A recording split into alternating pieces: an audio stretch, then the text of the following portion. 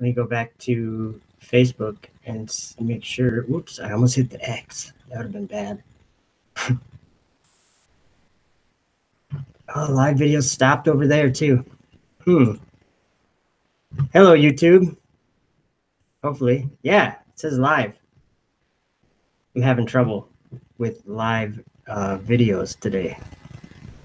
I was trying to do it on Facebook too, so I'm going to go there right now and try to do a live video. So that'll maybe, what I'm going to do is show you guys, almost got it here, sorry. Okay, trying this again, going live. Okay, sweet, it says I'm live on Facebook. I wonder how long that'll last. Okay, so we're gonna watch a video. I wanna talk about something, and then we'll come and talk about this prison after the video, but it's about 5 minutes long. Whoops, I wasn't supposed to do that. It's about 5 minutes long, and then we'll talk about it. And hopefully I get the microphone right and everything, because I think I figured out how to do it. But bear with me. Okay, we'll go over to video. Hi, my name is Brody and I'm in 5th grade. My question is, how do your cells change in space? What organ is most affected during a trip in space? That is a fantastic question. So funny enough, what we've learned recently is that cells in space like to grow just like they do in our bodies. So scientists on the ground really like to look at cells to study them and test things like chemotherapy agents, or that's medicine that can help cure cancer. But scientists have trouble growing those cells for long periods of time when they're outside the body. Well, what they learn is that when cells are up in space, the cells feel like they're in the body, and I think it's because they really feel like they're kind of floating in the blood, just like inside us.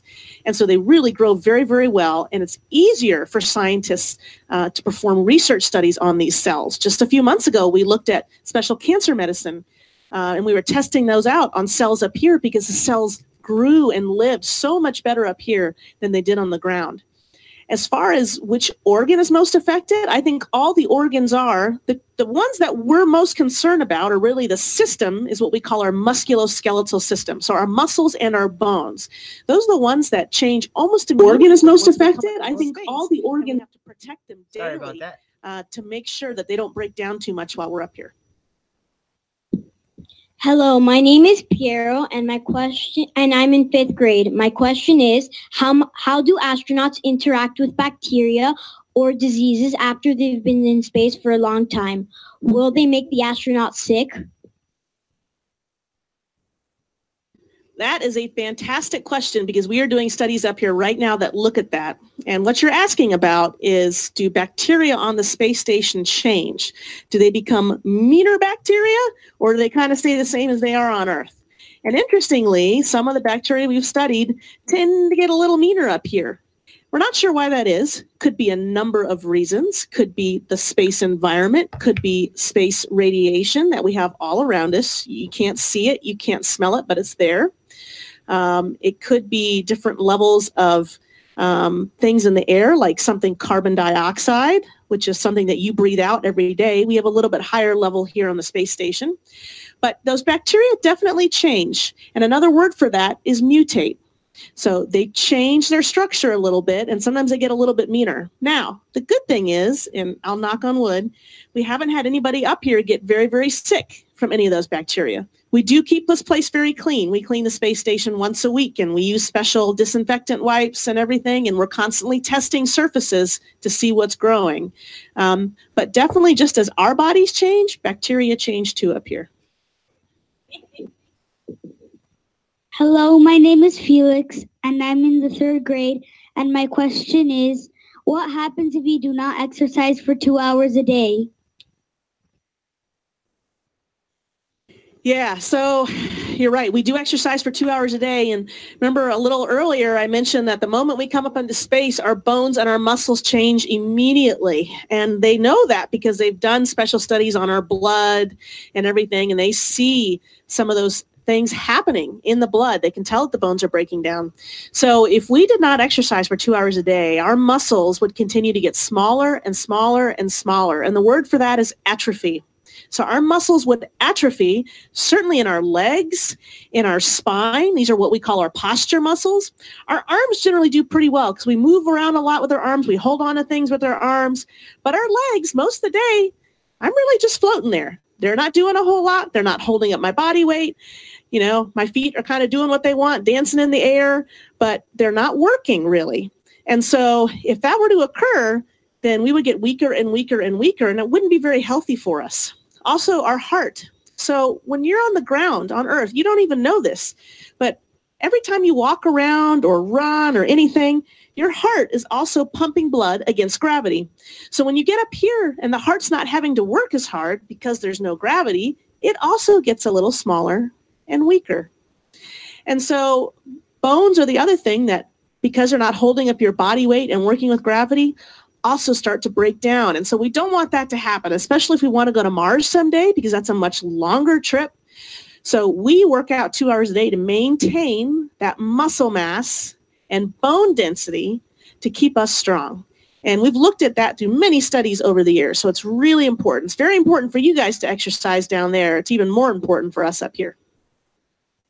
And station helps us with that because we're able to look at how we exercise on station, how we eat food on station, how do we go to the bathroom on station. These are all really important things and things that we need to take with us as we go past low Earth orbit. That's where the space station is right now, very close to the Earth's surface. But it helps us go past low Earth orbit and on to Mars. Hi, my name is Brody. Nice, huh? Okay. First of all, I just have to shake these jail bars for you guys because it's so cool when I shake them. Okay. But for real, I want to bring up some things that are becoming very clear to me. Okay.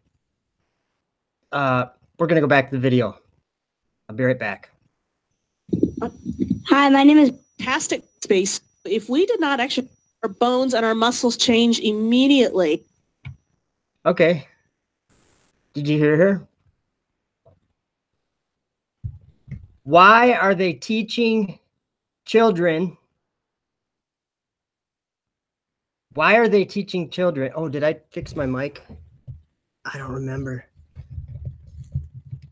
I don't know. I better not mess with it. Yeah, well, check this out. In the Bible, there is heaven and earth, and there's the firmament of heaven that the birds fly in. But at some point up there, and I'm not trying to be detailed, but at some point up there, the earth and its physics and everything just disappears because it becomes the celestial realm.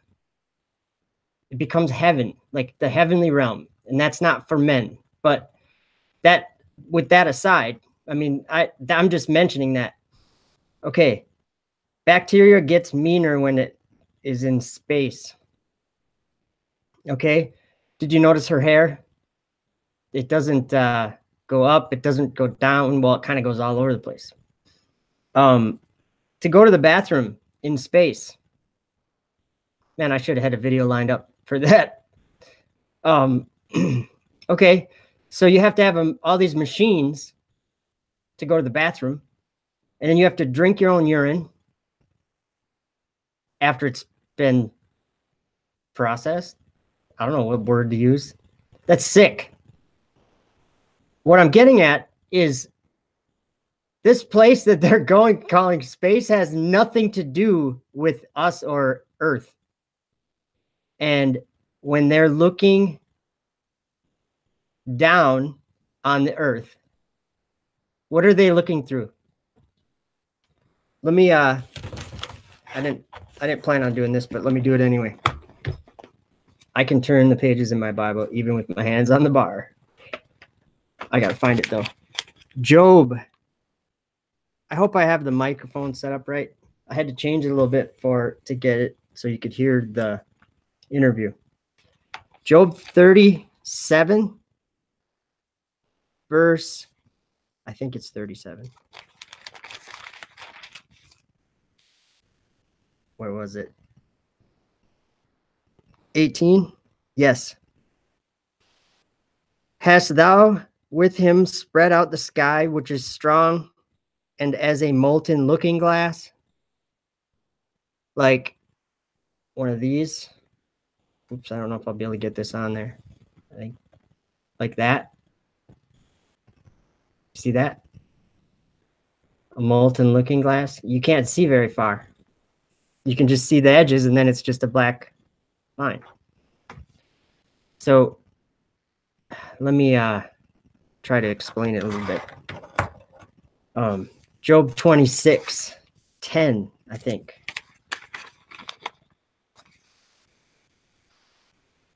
He hath compassed the waters with bounds until the day and night come to an end. There's so many verses that are making me think. Oh, okay, that's another one. 1 Corinthians 15, verse 40, I think. Okay. Because, and then I got one more verse to read after that. Oops. It is right here. Okay. Okay, let's see. Verse 40. There are also celestial bodies and bodies terrestrial, but the glory of the celestial is one, and the glory of the terrestrial is another.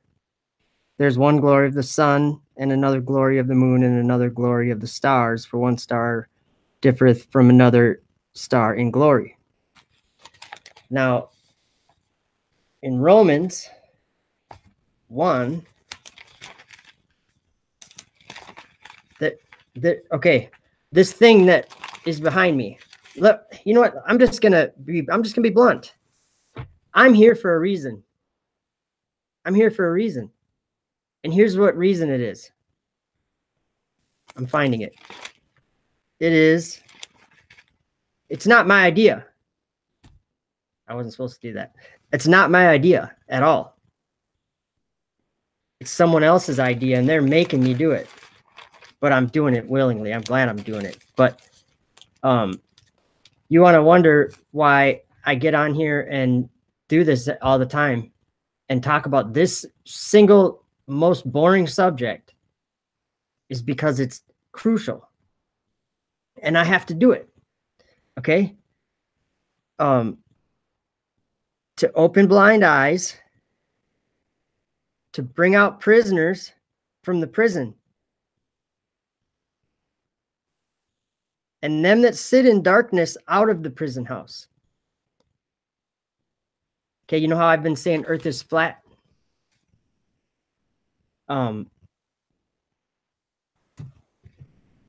Behold, the former things are come to pass, and new things do I declare.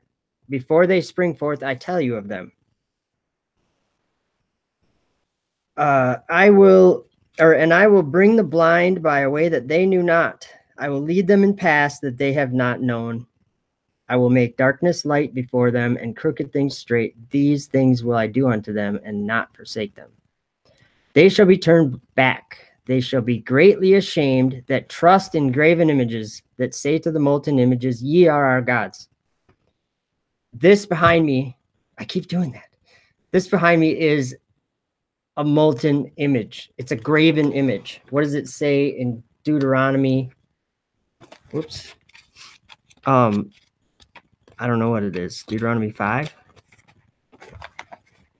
Yeah, I think it is. About something that we aren't supposed to do.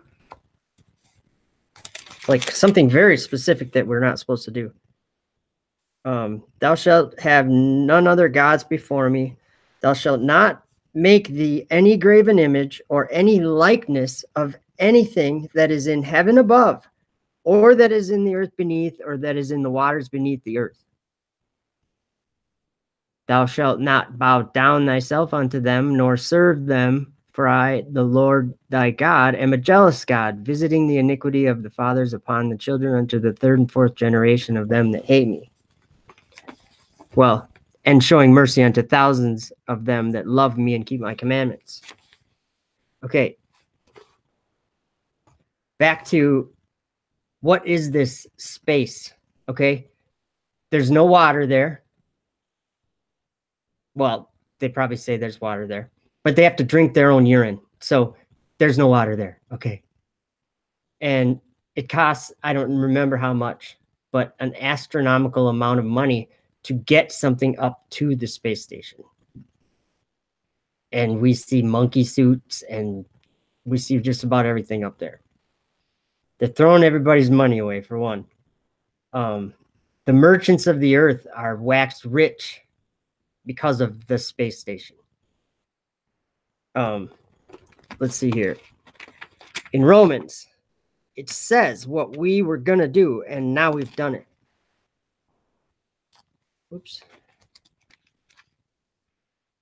And like it's better for me to just read these verses than to even really say all that much myself, because the verses are just so clear.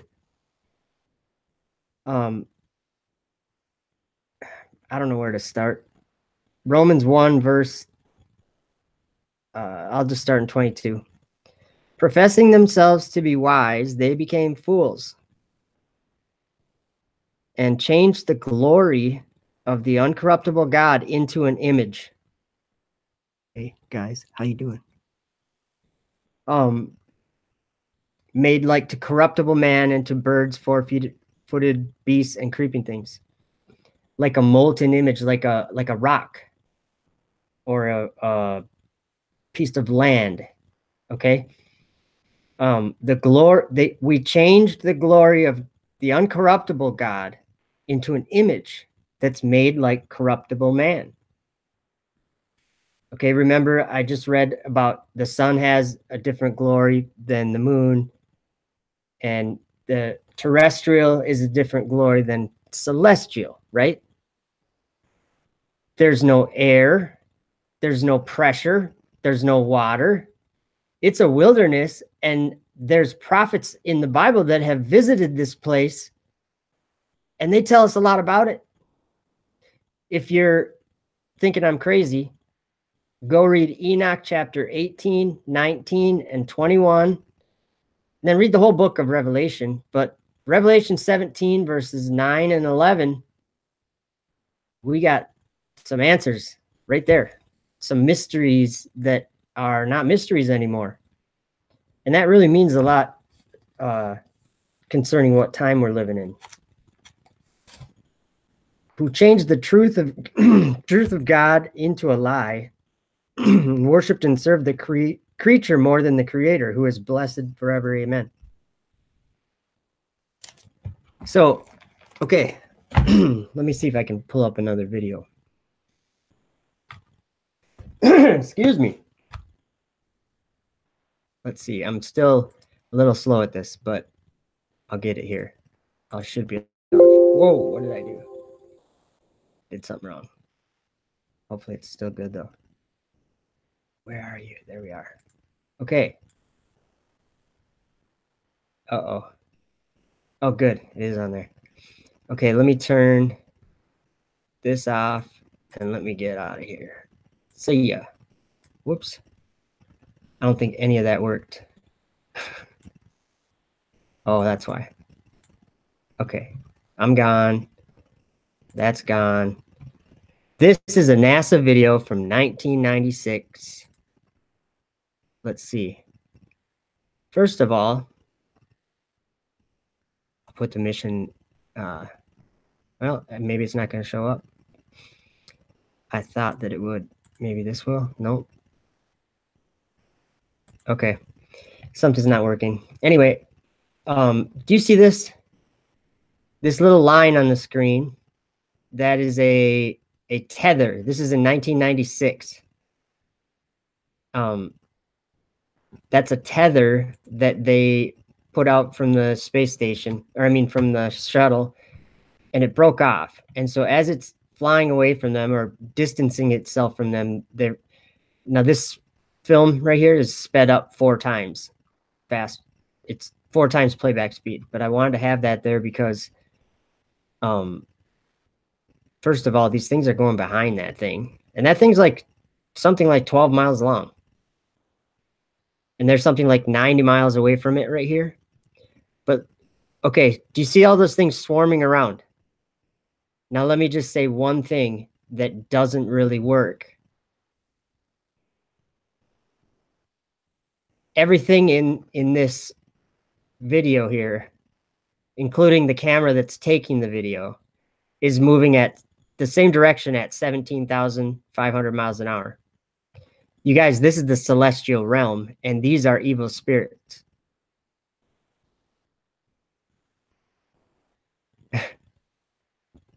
It's not space. It's a prison, and all these things, whatever they are, I don't know, they're like fallen stars, fallen angels. Sometimes when I take footage of stars, they pulsate. And what's interesting is these things, watch, let's see here. There's one that pops on the screen. Oh, he's on the screen right now, and he just turned around, almost in the center of the screen. If you watch these things, they're turning, and like there's a lot of them. But you know what it is? It's a prison. Enoch 18, Enoch goes there. Revelation 17, John goes there. And yeah, that's what space exploration is. It's to break these devils out of their prison. They're coming down here. Look at this one, this bright one on the screen. He flies right around that thing. Watch as it zooms out. He just flew right around that thing. So whatever this is, and there's a lot of footage that's like this. This one's pretty crazy, but there's these things that come towards the camera when they, I don't know, it almost looks like it's a infrared camera or something. But you can hear the commentary and stuff. But yeah, anyway. Alrighty, I'm out of here. Space is a prison, you guys, and what they're doing is they're just destroying the world. And all these, this is a third of the stars that are imprisoned here. So they're just waiting to get out. I don't know what they're going to do. That's going to be ugly, but alrighty. And that was Facebook, or it should be. And then YouTube, hopefully it's still working.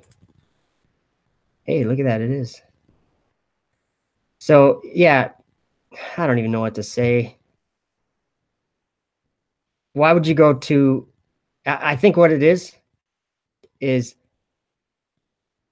God will send them strong delusion so that they believe the lie. Well, if you think about it, maybe God just allowed us to break into another realm by getting going 17,000 or 18,000 miles an hour and breaking into the celestial realm and somehow materially existing in that, like where it's another glory, it's another thing, it's not the same material physical thing. Anyway, alrighty, you guys have a good day. Think about it though.